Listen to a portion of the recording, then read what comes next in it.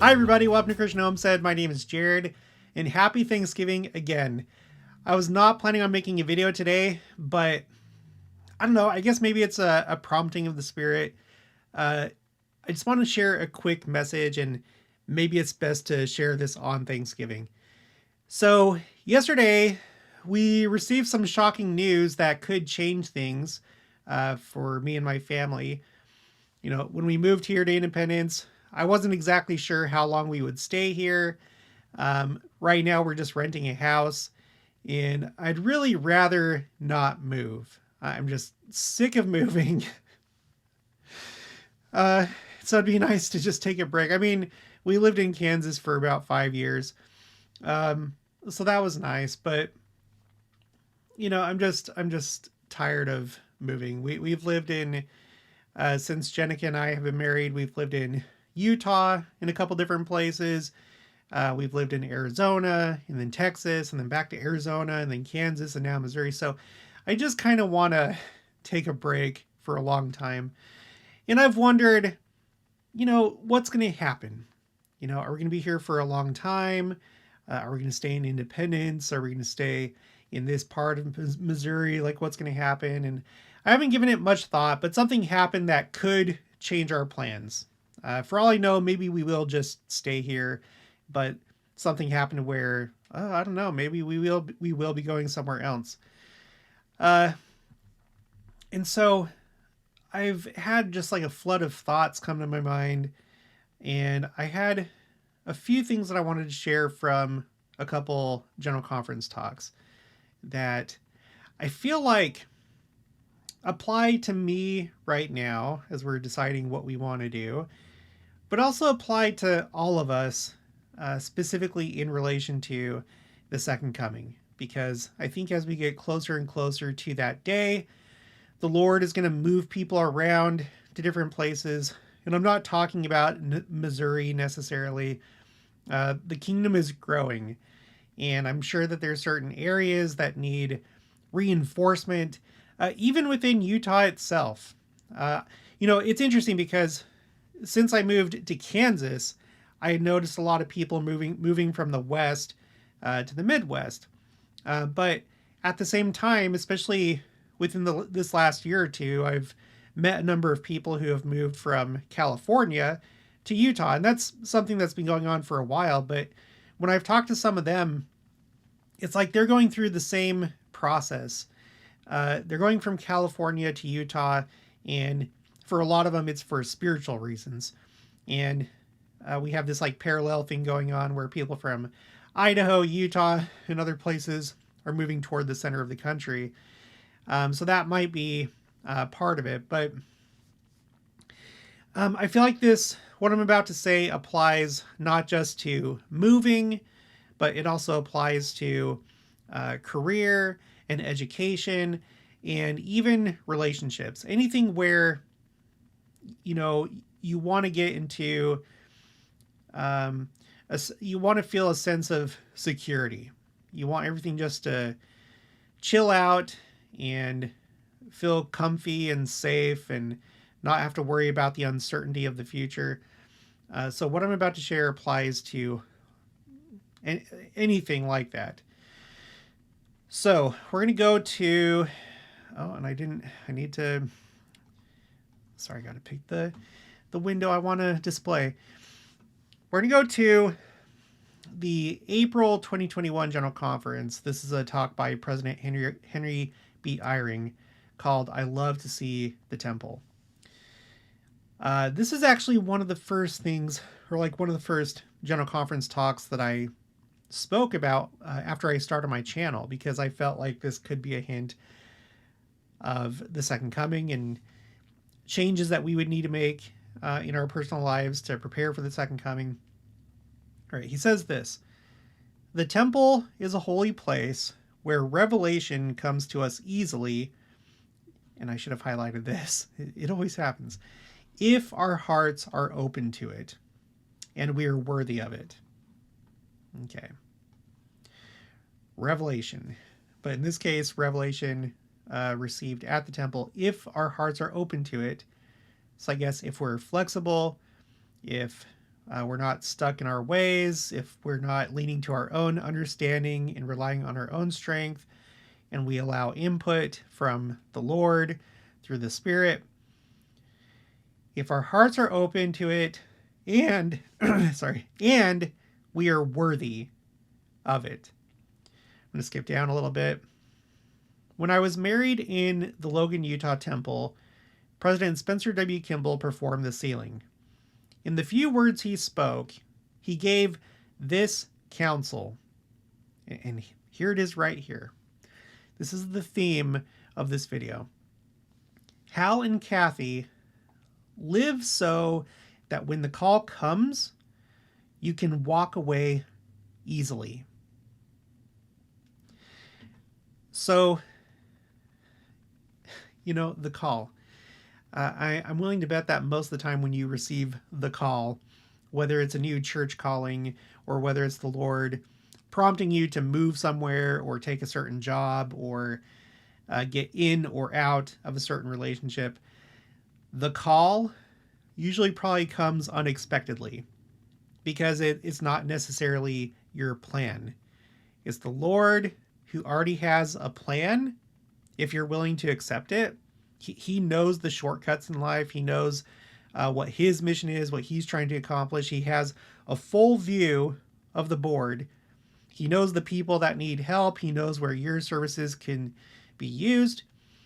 And so when the call comes, it probably has to do with what he sees and what you don't. And therefore, it's a surprise. And I feel like I've seen this for sure in my life. I could not have planned my life the way that it's played out.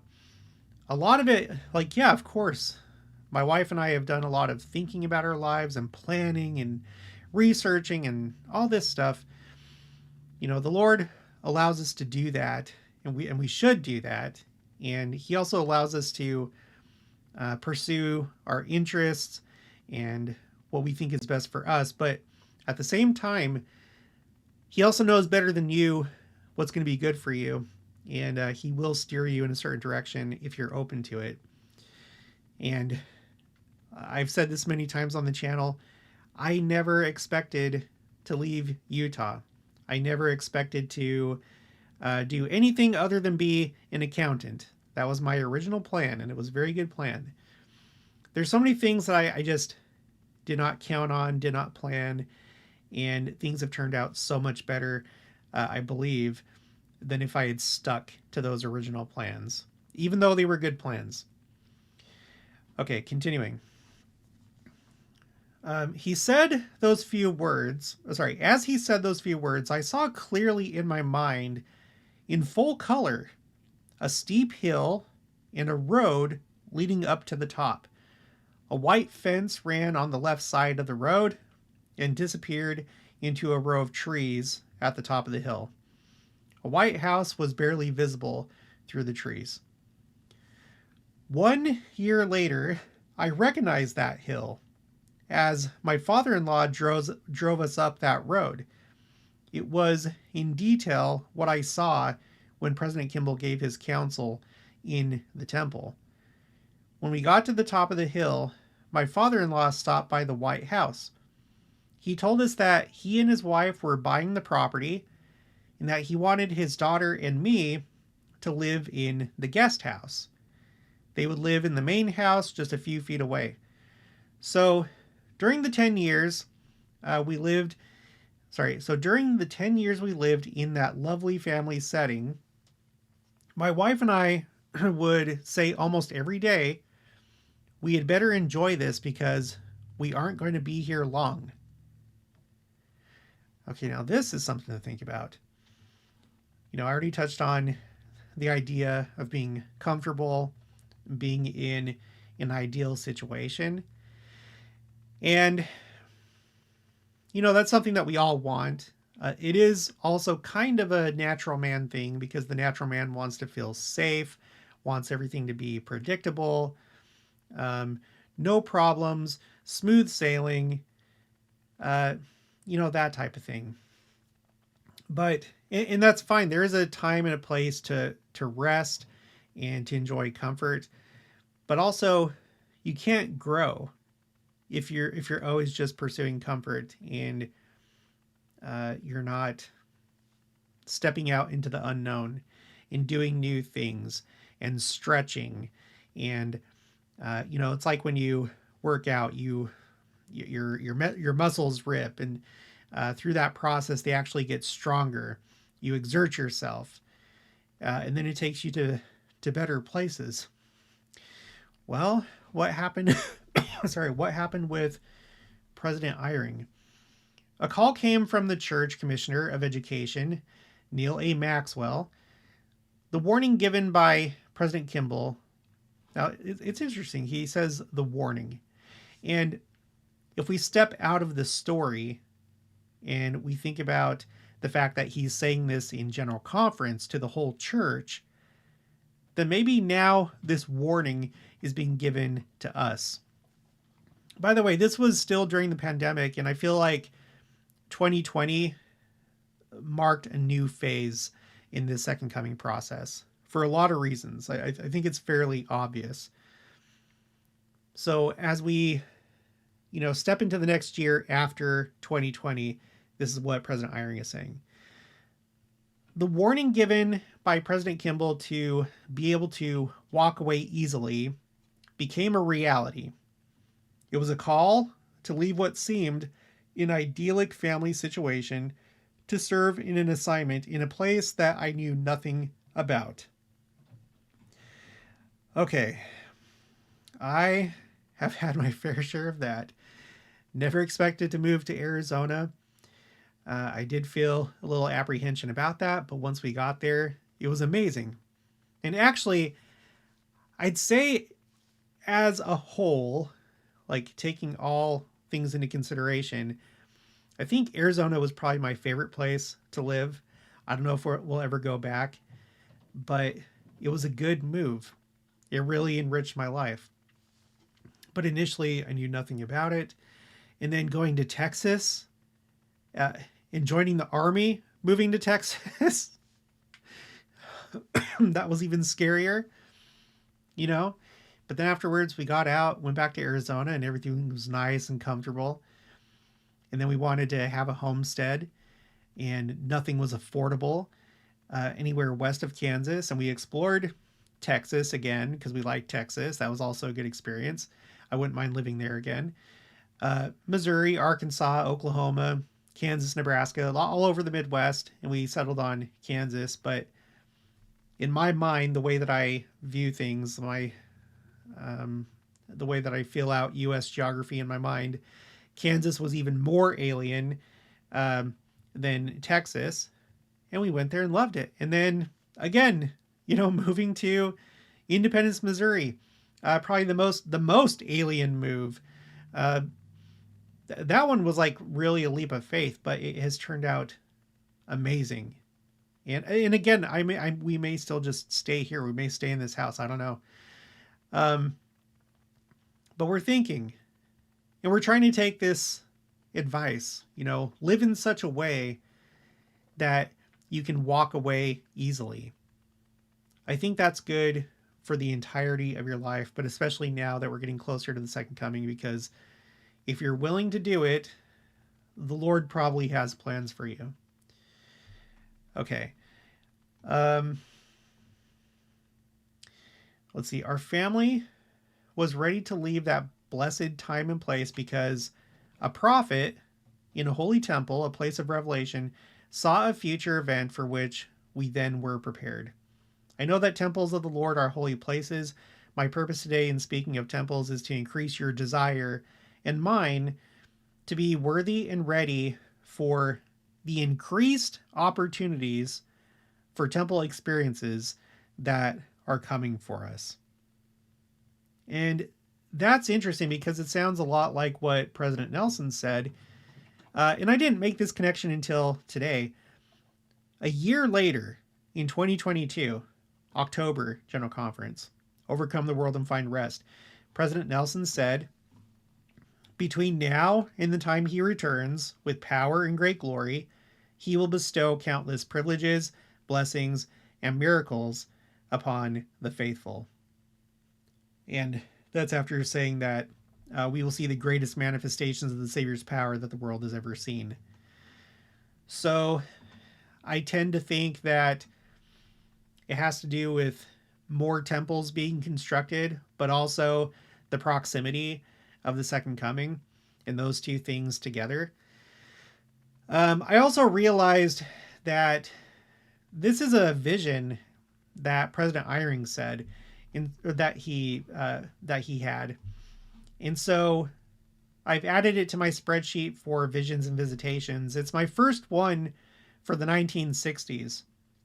He simply had a vision of this ideal living situation. He saw the house that him and his wife would be living in for a time, the guest house of his in-laws' property. So this makes a total, if you go to the very bottom, this makes a total of 99 visions, visitations, etc. that I've recorded on this spreadsheet. I still have to go back to that one. I can't remember the guy's name. I think his last name was Brown. I think it was Benjamin Brown. I read a bunch of his like a week or two ago, maybe 3 weeks. I still need to go back and do that. It's like homework. It's kind of hard to do. It's more work than you think to record all these, get everything straight, and continually make corrections as you see them, and do things in the right format, and but it's worth it. Okay, and then one other thing that I wanted to share. This comes from the October 2017 General Conference. This is a talk by Elder Ronald A. Rasband called "By Divine Design." And here we have Elder Neil A. Maxwell showing up again. So that's kind of interesting.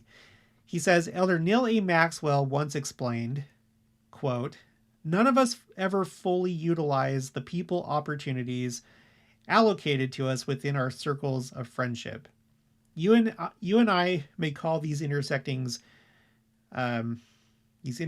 coincidence. This word is understandable for mortals to use, but coincidence is not an appropriate word to describe the workings of an omniscient God. He does not do things by coincidence, but by divine design." End quote. Our lives are like a chessboard, and the Lord moves us from one place to another if, and here it is again, if we are responsive to spiritual promptings. Looking back, we can see his hand in our lives. Yeah, I I feel like that is definitely true. I definitely feel like I've been moved around like a chess piece. And the funny thing about chess is that you have different pieces, and each different type of piece moves in a different way. Pawns, the moves are not very dramatic. It's just from one square to another square. But then you have these crazy pieces like rooks and bishops that can move across the entire board. You have knights that move, like not in a linear way. 2 squares forward and then one to the right or the left or whatever. And so for those kind of pieces, aside from pawns, like you have like these very like jerky movements, just like from here to here, and it's really intense. And I think that's what we can expect, especially as members of the church. We're probably closer to these other pieces that can move all the way across the board and do special moves. So the thing about it is that change can be scary, because I don't know about you, but for me, whenever it comes to looking for a job, looking for a new house, things like that, I go through this like ridiculous process of like, playing out all the different scenarios, but not just like playing them out, but almost like immersing myself in those scenarios. What would this house be like if we lived in it? Thinking about the lawn and the deck and bathrooms and bedrooms and neighborhoods and like really mentally modeling what that choice would be like, and it's exhausting. We all only have so much processing power. And you know it's like when your computer is processing a lot of stuff and you hear the fan ramp up to keep everything cool inside. um so I don't know, but the thing about it is, when you look back, and hopefully in your life you can look back and see the excellent track record of the Lord. So there's nothing that I would change about my past, aside from like sin. Obviously, that's the whole point of repentance. You wish you could go back and change it. If you could, you would go back and change sin and not sin. But as far as important life moves, going on a mission, marrying Jenica, moving to uh, down downtown Salt Lake and the avenues, Arizona, Texas, Independence, Missouri, I would not change any of those things, because each one of those phases of my life have been valuable, have brought new lessons and perspectives and understandings. And I feel like my life has been blessed by the people that I've interacted with in those different places. And hopefully vice versa. Hopefully I've been a blessing to other people. And I think that's maybe sometimes, well, I'm sure most of the time that's also a factor whenever the Lord wants you to move somewhere. It's both for you and for the people that you're going to meet in those places. But this is a when we have these transitions, this is a time for Satan to step in and work with the natural man and get you scared or get you to doubt.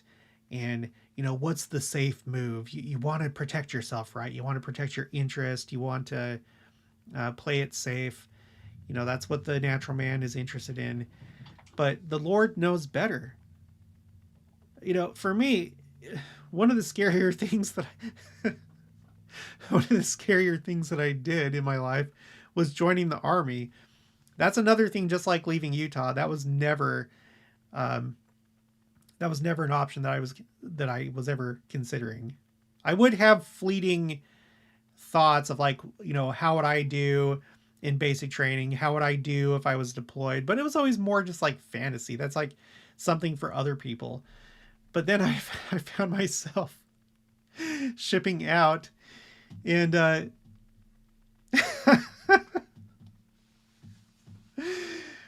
when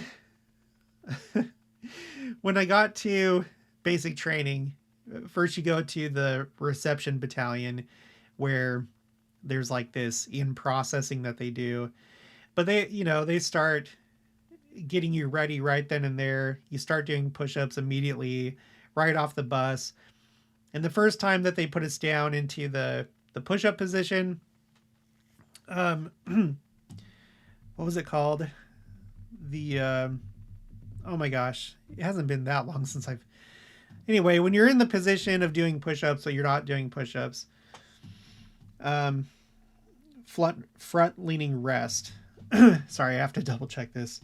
Front leaning rest position. So that was one of the first things that happened, is we were put in the front leaning rest position, and my body was not used to it. My arms were getting shaky. I had a hard time keeping my back straight.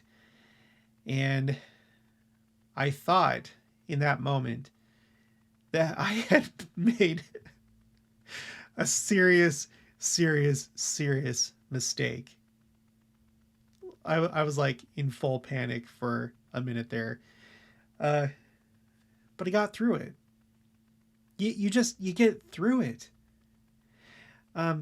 We're usually, as human beings, we're usually really bad at predicting the future. And we don't even really know ourselves. Even though we are ourselves, we don't really know who we are until we're exposed to these different situations. And then the truth comes out. And thankfully, in my case, I was able to get through the army and and be a good soldier.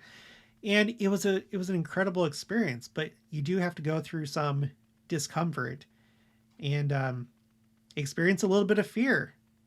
And that's a great time to rely on the Lord and pray and know that the Lord is there for you.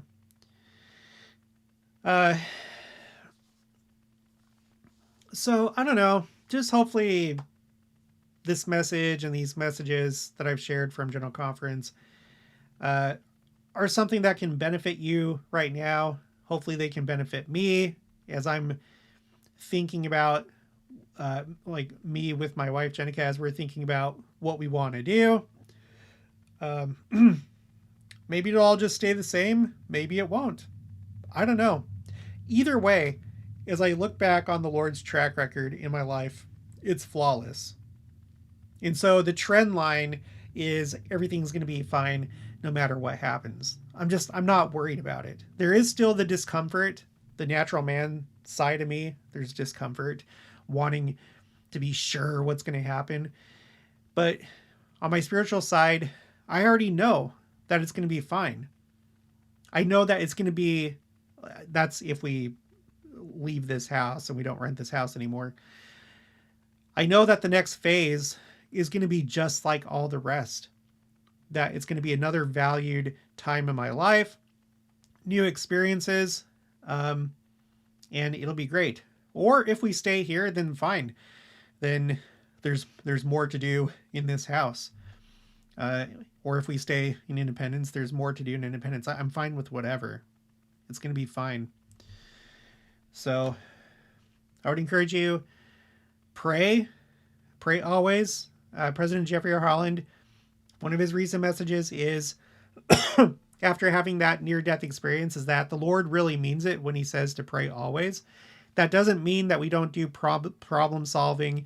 It doesn't mean that we just throw everything to the wind and the Lord will take care of everything. You still have to go through, that process, but you do it in conjunction with the Lord. But pray always, and then go to the temple, because there may be certain revelation that you receive in the temple that you wouldn't otherwise, that will help you know what to do going forward.